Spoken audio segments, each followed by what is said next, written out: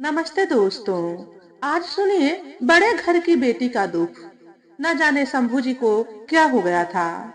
इतनी बड़ी कोठी, कार, नौकर चाकर पैसा देखते ही चौंधिया गए थे। शायद उन्होंने कभी सोचा भी नहीं था कि एक दिन उनके दामन में इतनी दौलत आएगी कि जिसे समेटने के लिए उन्हें स्वार्थ के दरवाजे खोलकर बुद्धि के दरवाजे बंद कर देने पड़ेंगे। मुझे जीवन साथी की जरूरत है पापा, दौलत पर पहरा देने वाले पहरेदार की नहीं। सीमा ने साफ शब्दों में अपनी बात कह दी। शंभू जी कोलकाता से लौटकर आए तो उन्हें बड़ी हैरानी हुई। हमेशा दरवाजे पर स्वागत करने वाली सीमा आज कहीं भी नजर नहीं आ रही थी। मैसेज तो उन्होंने कोलकाता से चलने से पहले ही उसके मोबाइल पर भेज दिया था। क्या उसने पढ़ा नहीं? लेकिन वे तो हमेशा ही ऐसा करते हैं, चलने से पहले मैसेज कर देते हैं। और उनकी लाडली बेटी सीमा दरवाजे पर मिलती है। उसका हंसता चेहरा देखते ही वे अपनी सारी थकान, सारा अकेलापन पल भर में भूल जाते हैं। शंभू जी का मन उदास हो गया। कहाँ गई होगी सीमा? मोबाइल भी घर पर छोड़ गई। किससे पूछे वे?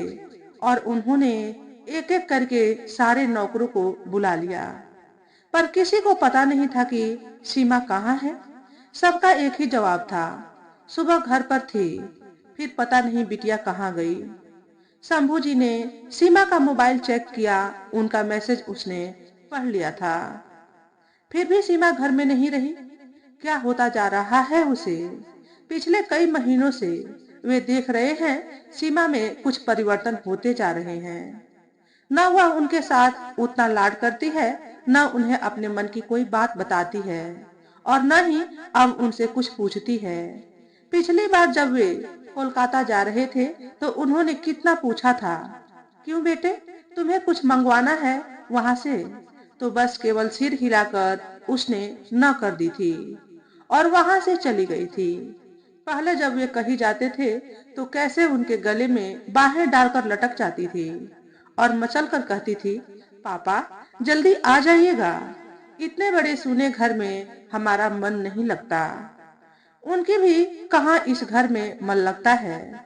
यह तो सीमा ही है जिसके पीछे उन्होंने इतने बरस हंसते हंसते काट दिए हैं और अपनी पत्नी मीरा को भी भुला बैठे हैं। जब जब वे सीमा को देखते हैं उन्हें हमेशा यही संदेह होता है, मीरा लौट आई है। और वे अपने अकेलेपन की खाई को सीमा की प्यारी प्यारी बातों से पाट देते हैं।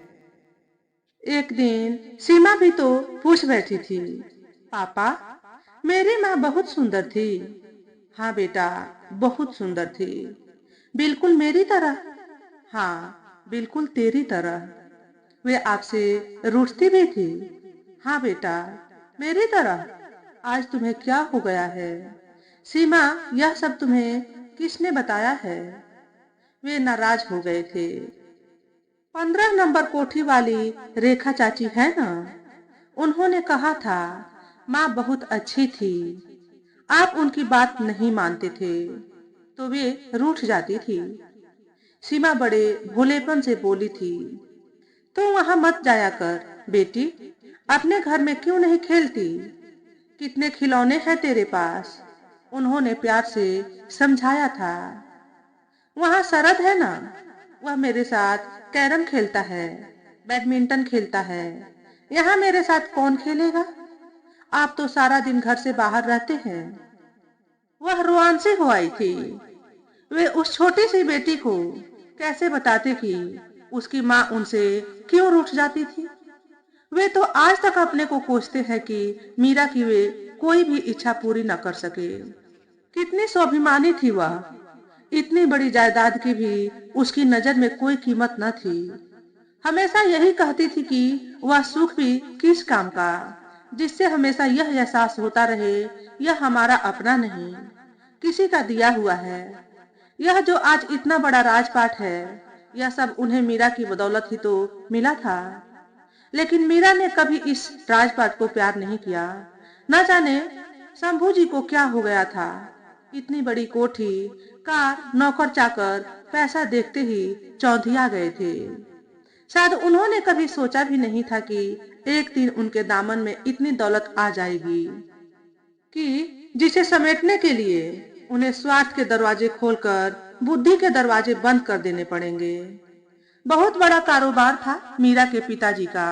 कितने ही लोग उनके दफ्तर में काम करते थे। शंभू जी भी वही काम करते थे। वे बहुत ही स्मार्ट, होनहार और ईमानदार व्यक्ति थे। अपनी मेहनत और लगन से उन्होंने मीरा के पिता का मन जीत लिया था। शंभू जी से उनकी कोई बात छिपी नहीं थी और शंभू जी भी उनकी बात को अपनी बात समझकर न जाने पेट के किस कोने में रख लेते थे, जिससे कोई जान तक नहीं पाता था। मीरा की माँ ने ही एक दिन पति को सुझाव दिया था, क्यों जी, तुम तो दिन रात शंभू जी की प्रशंसा करते हो। अगर हम अपनी मीरा की शादी उनसे कर दें तो कैसा रहेगा? गरीब घर का लड़का है, अपने घर रह जाएगा। मैं भी कितने दिनों से यही सोच रहा था, मुझे भी ऐसा लड़का चाहिए जो मेरा कारोबार भी संभाल ले और हमारी बेटी भी हमारे पास रह जाए। मीरा के पिता ने बात का समर्थन किया था। मेरी चिंता दूर हुई। ले देकर एक ही तो औलाद है, वही आंखों से दूर हो जाए तो यह तामझाम किस काम का। लड़का हीरा है, हीरा, चरित्रवान, स्मार्ट, मेहनती, ईमानदार। यह समझ लो चिराग लेकर ढूंढने से भी ऐसा लड़का हमें नहीं मिलेगा। तो बात पक्की कर लो। यह जरूर जतला देना, घर जमाई बनकर रहना पड़ेगा। उसे मंजूर हो तो बस चट मंगनी पट ब्याह वाली बात कर ही डालो। मीरा की माँ ने पुलकित होकर कहा था। बात पक्की हो गई थी। बड़ी धूमधाम से मीरा और शंभू जी की शादी हुई थी। शंभू जी के पांव धरती पर नहीं पड़ते थे। पहले तो दफ्तर में काम करने वाले सभी साथियों ने ईर्ष्या की थी, लेकिन धीरे धीरे वे सबके लिए छोटे मालिक हो गए थे। मीरा के पिता तो जैसे उन्हें पाकर पूरी तरह निश्चिंत हो गए थे। धीरे धीरे सारा कारोबार ही उन्होंने शंभू जी को सौंप दिया था। मीरा भी उन जैसा पति पाकर गर्व से फूल उठी थी और मन ही मन उसने अपने माता पिता की बुद्धि को सराहा भी था। कुछ समय तक तो सब कुछ ठीक ठाक चलता रहा था, लेकिन बाद में मीरा महसूस करने लगी थी जैसे पिताजी ने दामाद नहीं गुलाम खरीदा हो। शंभू जी सोए हो या उससे प्रेमालाप कर रहे हो, बस पिताजी का एक बुलावा आया नहीं कि वे उठकर चल देते। ऐसे में मीरा प्यार से उन्हें समझाती और कहती, पिताजी से कहा क्यों नहीं देते कि वक्त बेवक्त न बुलाया करे। अरे भाई, काम होता है तभी तो बुलाते हैं, और काम कोई वक्त देखकर तो नहीं आता। शंभू जी भी प्यार से जवाब देते। पहले भी तो वे स्वयं काम संभालते थे, अब क्यों नहीं संभालते। मीरा उखड़ जाती। इसीलिए तो उन्होंने तुम जैसी पत्नी का मुझे पति बना दिया है, ताकि मैं उनका बोझ हल्का करूं। शंभू जी हंसकर टाल देते। फिर उन्हें बेटी देने की क्या जरूरत थी? बोझ हल्का करने के लिए तुम्हें रुपयों से खरीदा भी जा सकता था। तुम नहीं बोल सकते तो मैं पिताजी से कहूंगी कि आप साथ साथ काम करने के लिए कोई दूसरा नौकर रख लीजिए। मीरा नाराज हो जाती। तुम तो बहुत भावुक हो मीरा। जितनी मेहनत और ईमानदारी से अपने घर का आदमी काम कर सकता है, कोई दूसरा करेगा क्या? वे तर्क देते। यह क्यों नहीं कहते कि तुम बिक गए हो? तुम्हें पत्नी की नहीं, सिर्फ दौलत की जरूरत थी। और मीरा फफक कर रो पड़ी थी। शंभू जी कितने ही प्यार से क्यों न समझाते, लेकिन मीरा को यह कतई पसंद नहीं था कि वे घर दामाद बनकर रहे।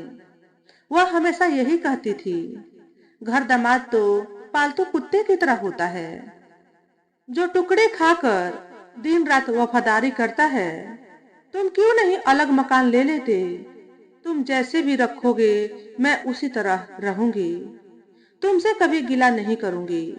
मुझे यह तो एहसास रहेगा मेरा अपना घर है, तुम मेरे हो।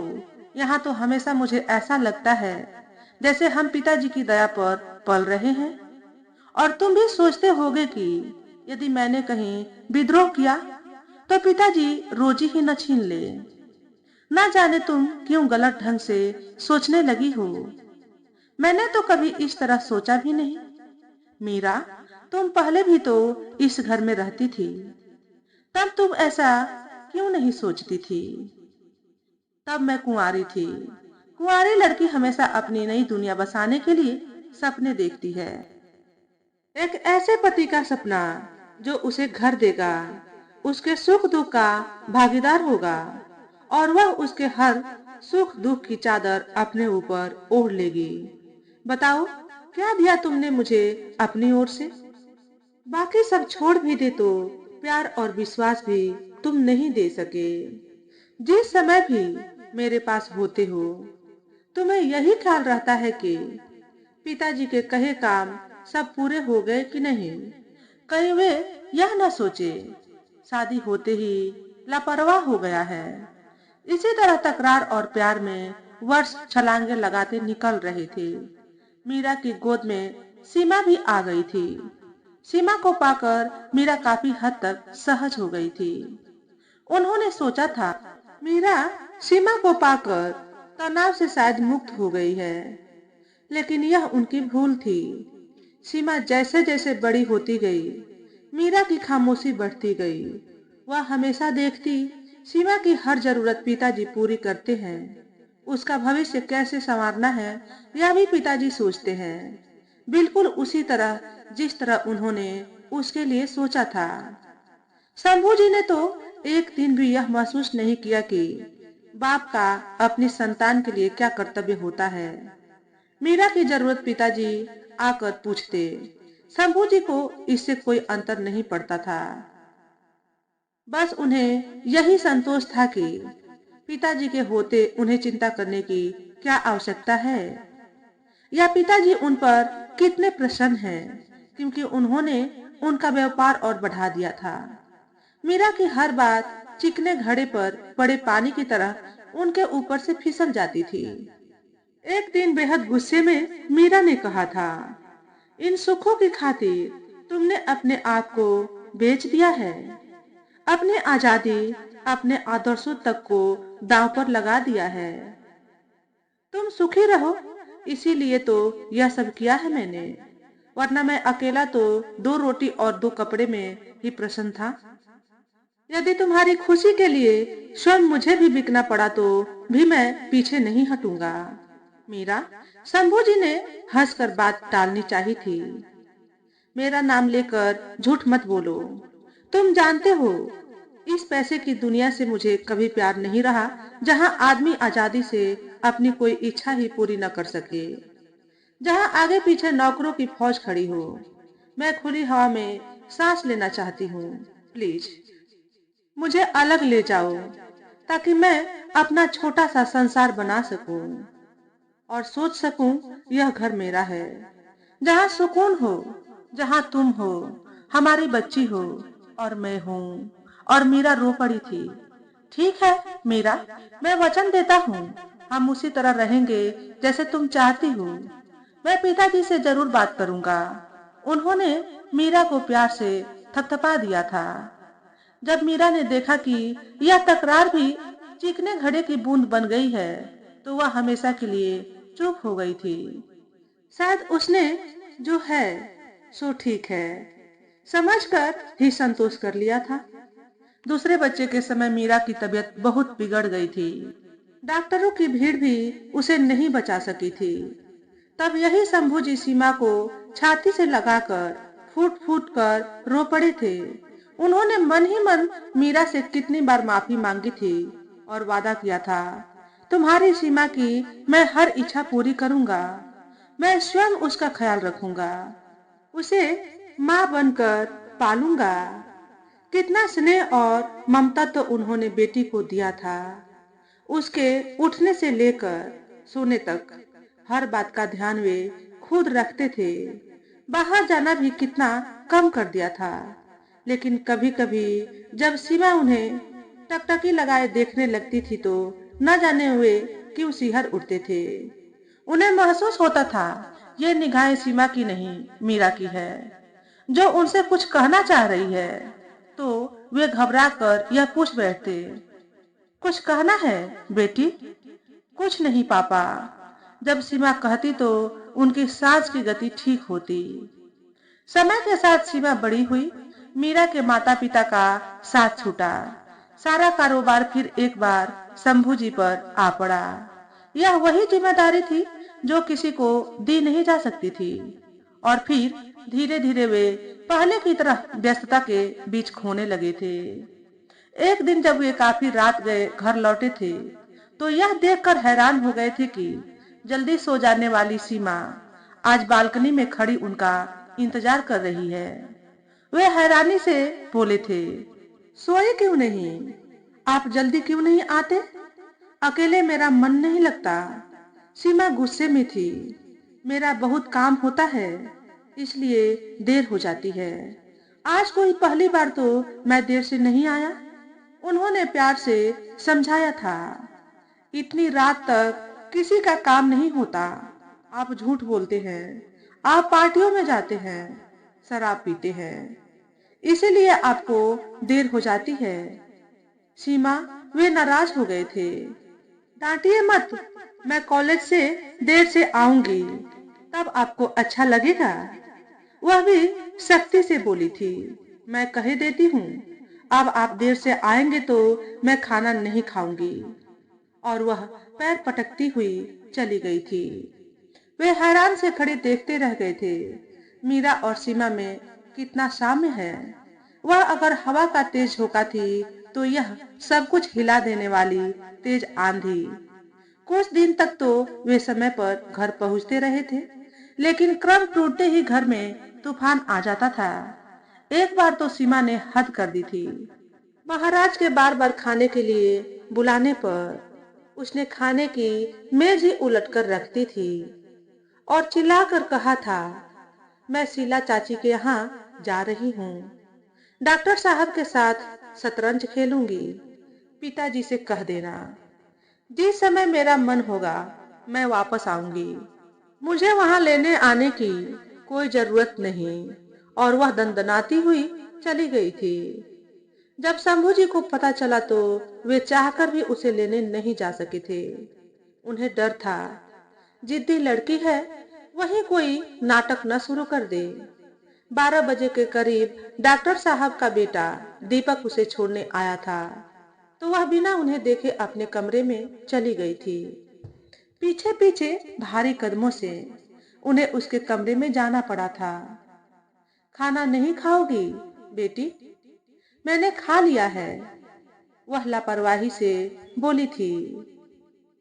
तुम डॉक्टर साहब के यहाँ रात को क्यों गई थी? उन्होंने सख्ती से पूछा था।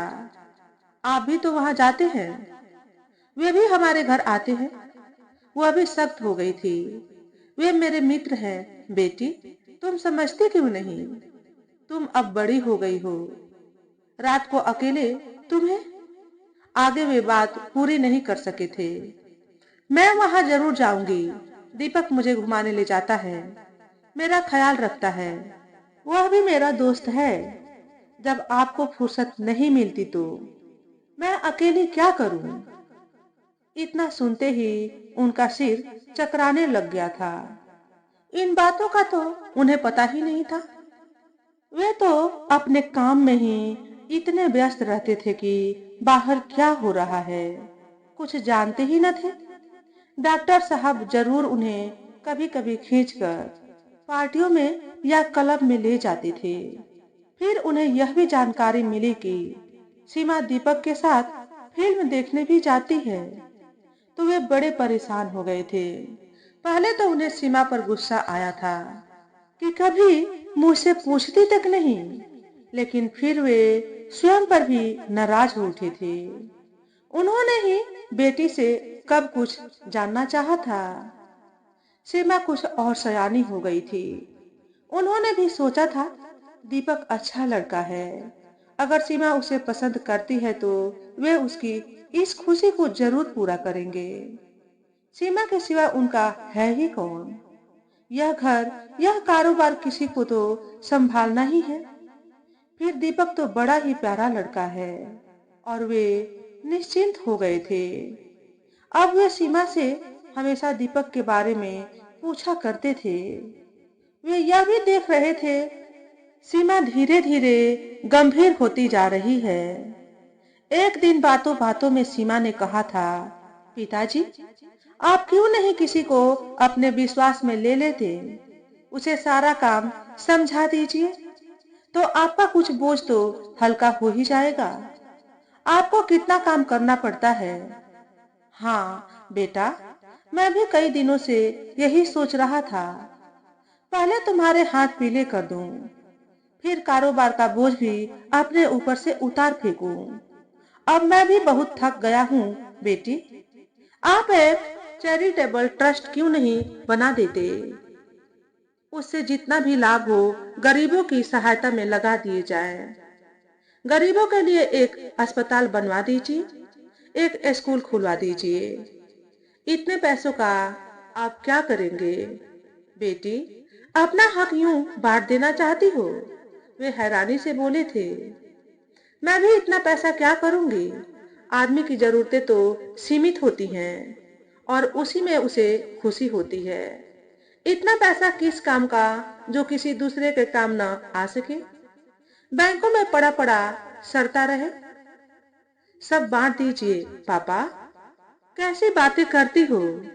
मैंने सारी जिंदगी क्या इसीलिए खून पसीना एक किया है कि मैं कमा कर लोगों में बांटता फिरूं? तुम नहीं जानती मैंने इसी व्यापार को बढ़ाने की खातिर क्या कुछ खोया है। मुझे सब पता है पापा, इसीलिए तो कहती हूँ, आप समेटते समेटते फिर कुछ न खो बैठे। एक बार बांट कर तो देखिए आपको कितना सुख मिलता है।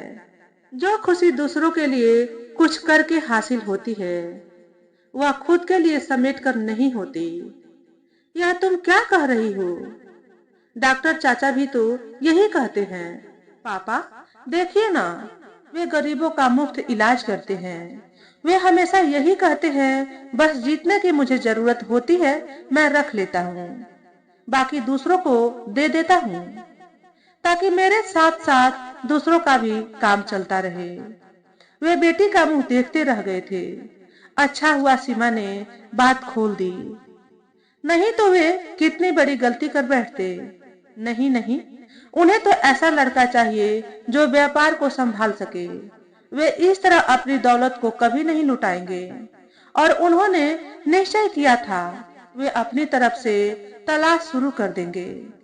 यह काम जल्दी ही करना होगा। जल्दी काम करने का नतीजा भी सीमा की नजरों से छिपा नहीं रहा। शंभू जी के ऑफिस की टेबल पर उसने जब कई लड़कों के फोटो देखे तो वह सब कुछ समझ गई थी। उसी दिन वे कोलकाता जाने वाले थे। सीमा ने सब कुछ देखने के बाद केवल इतना ही कहा था, पापा आप इतनी जल्दी ना करें तो अच्छा है। तुम्हें मेरे फैसले पर कोई आपत्ति है? मेरा अपना भी तो कोई फैसला हो सकता है। उसने दृढ़ता से कहा था, मुझे तुम्हारे फैसले पर आपत्ति नहीं। बेटी, दीपक मुझे भी पसंद है, लेकिन मेरी भी तो कुछ खुशियां हैं, कुछ इच्छाएं हैं। तुम जानती हो, दीपक को शादी के बाद आप पहले कोलकाता हुआइए, इस बारे में हम फिर बात करेंगे। उसने उनकी बात काट दी थी। वे निश्चिंत होकर चले गए थे और आज वापस आए थे, लेकिन दरवाजे पर इंतजार करती सीमा कहीं नजर नहीं आ रही थी। वे तेजी से उसके कमरे में गए। शायद उसने कोई मैसेज छोड़ा हो, लेकिन कहीं कुछ भी नहीं था। सब कुछ व्यवस्थित था। तभी नौकर ने आकर धीरे से कहा, सीमा बिटिया आ गई है। सीमा जब उनके सामने आकर खड़ी हुई थी तो वे उसे अपलक देखते रह गए थे। इन 6 दिनों में सीमा को क्या हो गया है? लगता है जैसे इतने दिनों तक सोई ही ना हो। कहाँ गई थी बेटी? रमेश जी के यहाँ। माँ की तबीयत ठीक नहीं थी, उन्होंने बुलावा भेजा था। माँ? कौन माँ? वे हैरान थे।